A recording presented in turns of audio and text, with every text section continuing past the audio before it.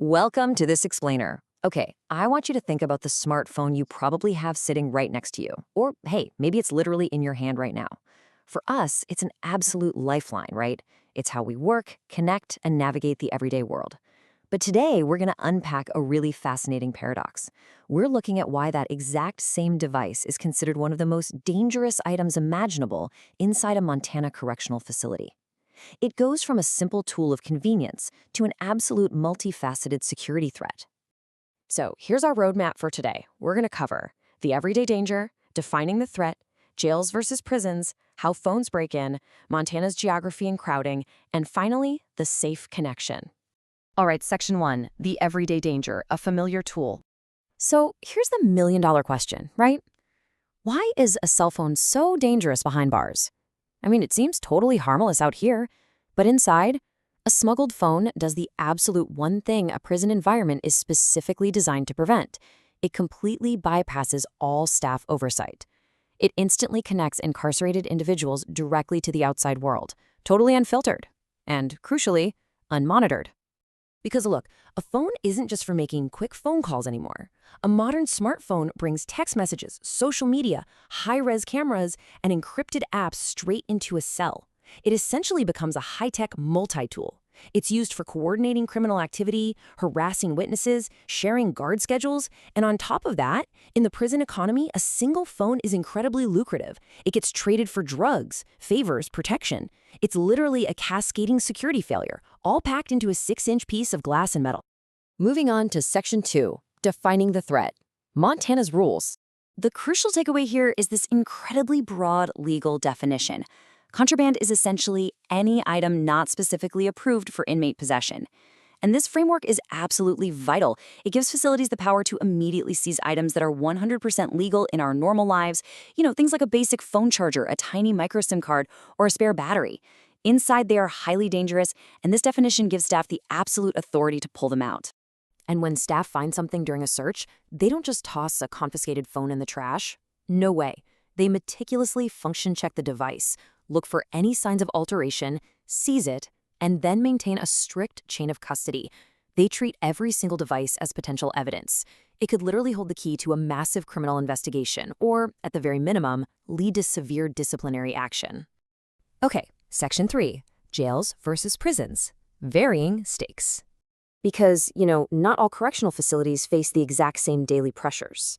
Local county jails have to manage high daily turnover, and they really have to balance legitimate communication needs, like making sure inmates can have unmonitored calls with their attorneys to preserve their legal rights. But state prisons? That is a completely different story. They house populations with much longer sentences and much more serious criminal histories. So the stakes are way, way higher, demanding an incredibly intense level of security and contraband prevention. And because those stakes are so phenomenally high, guards don't just, peek under a mattress during a shakedown. They are heavily trained to systematically dismantle the environment. We're talking searching deep inside air vents, toilet plumbing, hollowed-out furniture. They'll even pull apart live electrical outlets. Inmates have endless time to figure out creative ways to hide these things, so the staff have to be just as clever to actually find them. Which brings us to Section 4, how phones break in. Smuggling tactics. You're probably sitting there wondering, how do these devices bypass all that intense security in the first place? Well, the frustrating reality for security teams is that there is no single method. Correctional agencies literally cannot rely on just one prevention measure because the entry points are constantly evolving. It is a continuous, high-stakes game of cat and mouse.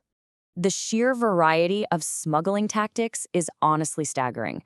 We are talking about compromised visitors, highly sophisticated drone drops right over the prison yard, and concealment during outside work details. Sometimes, these phones are meticulously broken down into tiny little parts and hidden inside hollowed-out bread or a stick of deodorant. It's wild. So, to combat this, facilities have to rely on a deeply layered approach: heavy mail inspection, strict movement control, and constant intelligence gathering. Section 5, Montana's geography and crowding. Montana's landscape. Let's look at how all this applies specifically to Montana. Overcrowding is a massive multiplier for this threat. In Montana, leaders have actually had to invest in infrastructure and even out-of-state beds just to manage the population. And why does this matter for cell phones?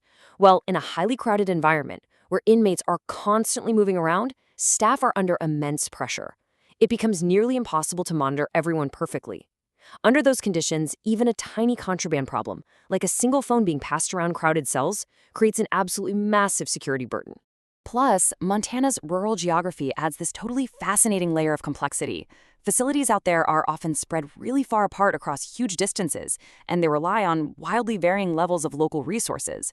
So, if a phone is discovered, trying to launch a multi-agency investigation or safely transport an inmate to a higher security facility is so much more complicated than it would be in a dense city.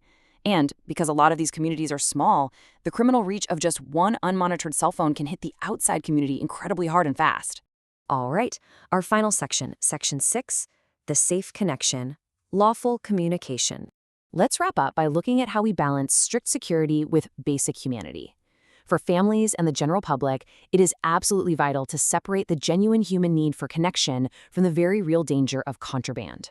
The problem isn't the communication itself. I mean, Montana, like all states, actually wants inmates to maintain family ties. State inmate trust systems are approved, they're supervised, and they fully support lawful contact.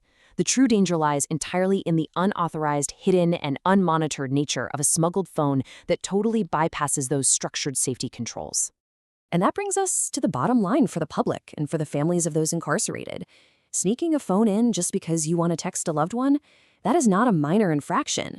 A phone in the wrong hands inside a facility isn't just an unapproved item.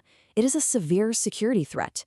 It fundamentally undermines the safety of the staff, the other inmates inside, and it creates the potential for very real-world harm out here on the outside. So I'll leave you with this final thought to ponder.